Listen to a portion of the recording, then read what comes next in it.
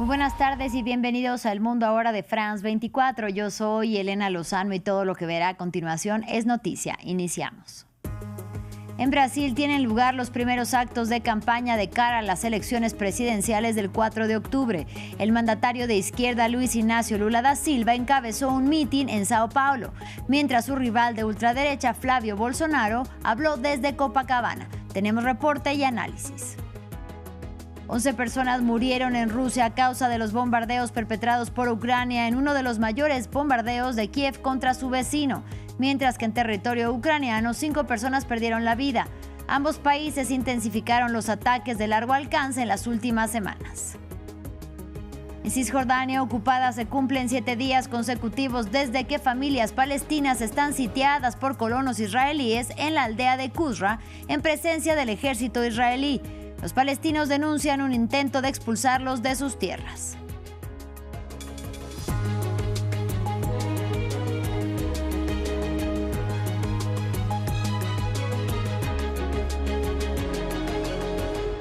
Empezamos con información de la región latinoamericana. En Brasil iniciaron los primeros actos de campaña para las elecciones presidenciales, en las que 13 candidatos se presentan para la primera vuelta programada para el 4 de octubre. Los dos grandes favoritos, el mandatario de izquierda Luis Inácio Lula da Silva y su rival de ultraderecha Flávio Bolsonaro, realizaron este domingo sus primeros mítines. Nos amplía desde Río de Janeiro nuestra corresponsal Valeria Zacone. La campaña electoral ha arrancado oficialmente en Brasil con actos de todos los candidatos a la presidencia en las principales ciudades del país. Aquí en la playa de Copacabana ha sido la vez de Flávio Bolsonaro, mientras que el presidente Lula ha elegido San Bernardo do Campo, en el interior de San Paulo, su bastión político, donde empezó como metalúrgico, como líder sindical y después como fundador del Partido de los Trabajadores. Flávio Bolsonaro ha prometido aquí en Río de Janeiro mano dura contra el crimen y que tratará a las facciones de los narcos como organizaciones terroristas. También ha dicho que si gana va a cortar los impuestos y ha citado en varias ocasiones a su padre Jair Bolsonaro, que cumple pena de 27 años y 3 meses por intento de golpismo. Ya Lula ha arrancado recordando su labor durante la dictadura y también ha recordado la mala gestión de Jair Bolsonaro durante la pandemia y ha prometido antes de 15 días que publicará un plan de gobierno. Ambos han elegido las ciudades donde tienen más apoyadores precisamente porque quieren mostrar eso, apoyo. Hoy la lucha será quién ha tenido más público. Ahora es la vez de los sociólogos, de los politólogos y de la prensa brasileña que tendrá que hacer este recuento a través de las fotos. Mientras tanto, la última encuesta Quaest muestra Lula todavía con ventaja en la segunda vuelta con una intención de voto del 43% frente al 40% de Flávio Bolsonaro. Previamente hablamos acerca de la injerencia de Donald Trump en los comicios presidenciales de Brasil con Juan Angulló, sociólogo, doctor en sociología por la Escuela de Estudios Superiores en Ciencias Sociales de Francia y profesor e investigador del Instituto Latinoamericano de Economía, Sociedad y Política de Brasil. Y esto nos dijo. Bueno, el apoyo de Donald Trump no es necesariamente tan sencillo como ha podido ser en otros países latinoamericanos, ¿no? El nacionalismo es un factor a tener muy en cuenta y de hecho es una baza que está jugando Lula, al punto que después de la familia Bolsonaro haber hecho lobby en algún momento a favor de los aranceles por parte de Estados Unidos, bueno, parece que en los últimos tiempos lo que se ha pedido un poco es contención a ese respecto a Estados Unidos, porque se entiende que es algo que puede llegar incluso a afectar negativamente a la campaña de Flávio Bolsonaro, ¿no? Y luego, en cuanto a los desafíos que tiene Flávio Bolsonaro, en realidad, en una primera vuelta está claramente por detrás en intención de voto prácticamente en todas las encuestas de Lula da Silva. Otra cuestión es el segundo turno, ¿no? La segunda vuelta. Y en la segunda vuelta lo que tendría es una necesidad absoluta de establecer alianzas. Y esas alianzas irían desde sectores de extrema derecha que compiten con él y que le critican abiertamente, hasta una derecha más tradicional y de alguna manera un elemento que también es una dificultad para Lula, que es lo que en Brasil se conoce como el centrao, el centrón, ¿no? el gran centro, ¿no? Que en realidad no es nada, legalmente hablando, es una suma de varios partidos de centro-izquierda, centro-derecha, que están muy vinculados al sistema político y que sus apoyos generalmente en las segundas vueltas son muy determinantes. Entonces, esa capacidad de negociación va a ser fundamental. Seguimos con noticias de la guerra en Ucrania. Durante la noche del sábado y este domingo, Kiev llevó a cabo uno de sus mayores ataques contra Rusia, lanzando centenares de drones y de misiles que mataron a 11 personas en territorio ruso e incendiaron un almacén de wild berries, el llamado Amazon ruso. Mientras Moscú bombardeó la capital ucraniana y otras regiones del país, invadido ya desde hace más de 4 años, causando la muerte de 5 personas. La diplomacia, en tanto, sigue en punto muerto. Hugo Caro Jiménez tiene los detalles. Ucrania logra impactar objetivos rusos. Este domingo Kiev lanzó cientos de drones contra el territorio de Rusia en uno de sus mayores ataques desde el inicio del conflicto en 2022. Varias personas en suelo ruso murieron a causa de más ataques del país invadido, durante lo que fue una de las jornadas más mortíferas recientemente para Rusia. Dentro de los objetivos impactados está el almacén Wild Berries, el apodado Amazon de Rusia, al sur de Moscú. El presidente ucraniano Volodymyr Zelensky justifica las embestidas contra estas tiendas con el argumento de que la compañía almacena suministros militares y componentes para drones. A propósito, drones de Ucrania también dañaron gravemente un centro comercial en Donetsk, ciudad ucraniana capturada por Moscú. Estábamos a punto de irnos cuando de repente oímos el zumbido de un dron y se produjo la primera explosión. Luego miramos por la ventana, vimos otro dron volando como un coche por la carretera. Lo vimos, oímos el zumbido y al parecer siguiendo instrucciones se produjo una enorme explosión e inmediatamente aparecieron llamas. Fue aterrador. Del otro lado, el Ministerio de Defensa de Rusia afirmó haber atacado 2 fábricas militares en Kiev, una que producía componentes para misiles y otra de piezas para drones de asalto. También impactaron un mercado de libros en la capital ucraniana, dejando los ejemplares totalmente carbonizados. Vendía sombreros y otras prendas para la cabeza. Teníamos artículos de verano e invierno. Gracias a Dios teníamos un poco de todo y el negocio estaba mejorando gradualmente. Pero después de un ataque como este, no sabemos qué vamos a hacer ahora.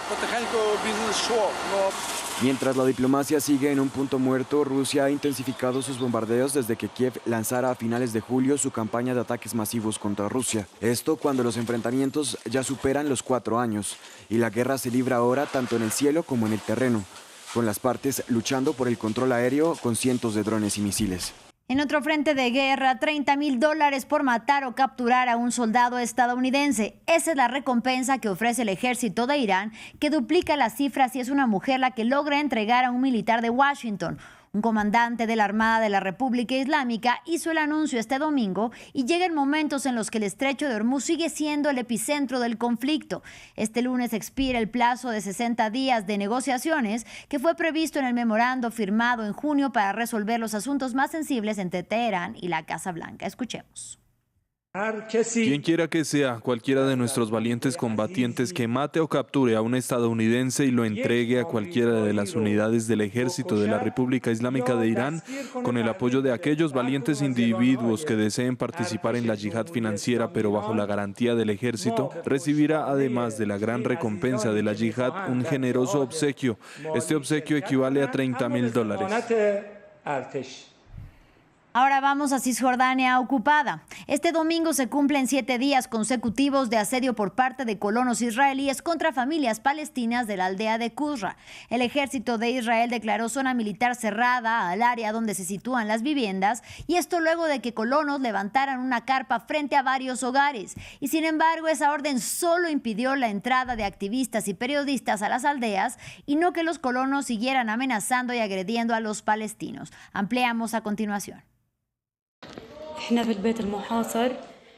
Estamos en nuestra casa asediada y llevamos 7 días bajo asedio. Los soldados están apostados en la casa cercana de mi hermano Yusif. No paran de gritar y cantar todo el día. En este barrio de Qusra, los colonos israelíes tienen a los residentes bajo bloqueo, sin poder salir de sus hogares, mientras se agotan los suministros. Los colonos incluso han cortado el agua y la electricidad a algunas casas. Fuimos allí a reparar el suministro de agua y electricidad, acompañados por el ejército, y entonces nos atacaron entre 40 y 50 hombres armados. El ejército no pudo controlarlos ni hacer nada. Nos agredieron y nos golpearon. Fue humillante. Nos encontramos en una situación muy grave. El ejército israelí se desplegó el jueves en medio de la indignación internacional y tras la presión ejercida por Washington. Pero para los vecinos, su presencia parece poco más que simbólica. Los colonos aparecieron de repente de la nada y nos atacaron. Tuvimos que huir, sobre todo con el ejército presente. Si intentamos resistir, podrían interrogarnos o detenernos. Afirma que vio cómo unos colonos disparaban y mataban a su sobrino hace 5 meses. Y en la pared de fuera de su casa se lee ahora, en hebreo, muerte a los árabes. Los asentamientos constituyen una violación del derecho internacional y a menudo también contravienen la legislación israelí.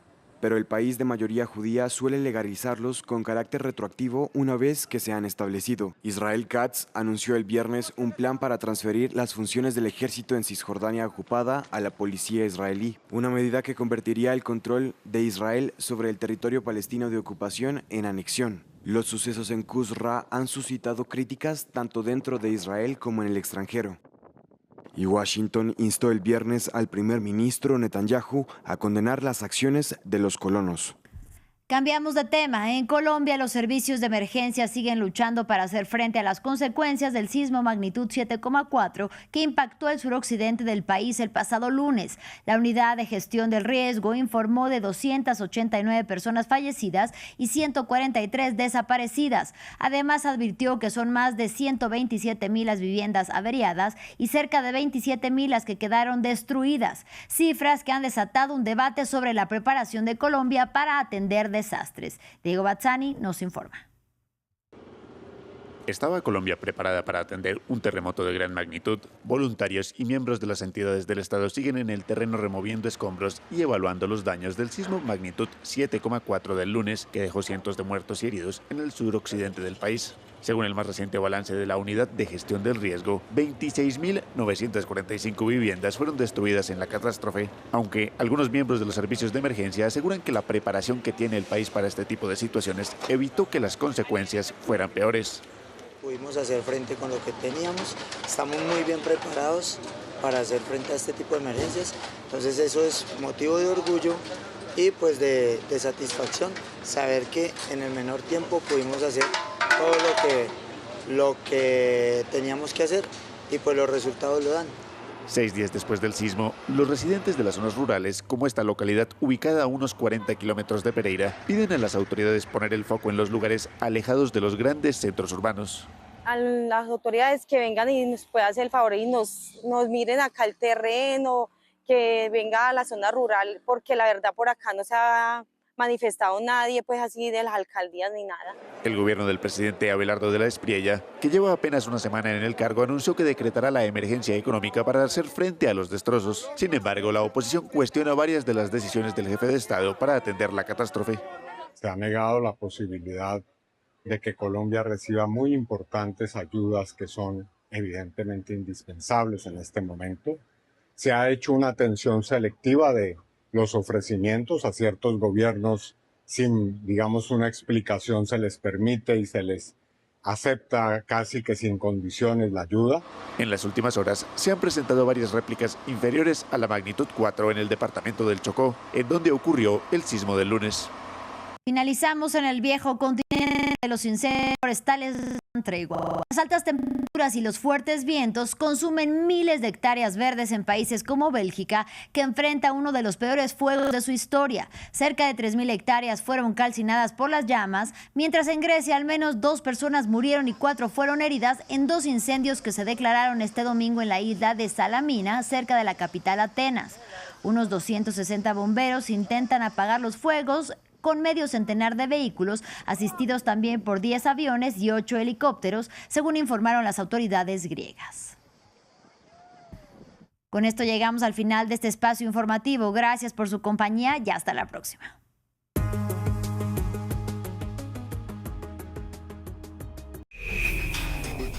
De la Patagonia al Canadá. Toda la actualidad política, económica, cultural y social del continente americano. Aquí América, la revista de las Américas en France 24 y france24.com.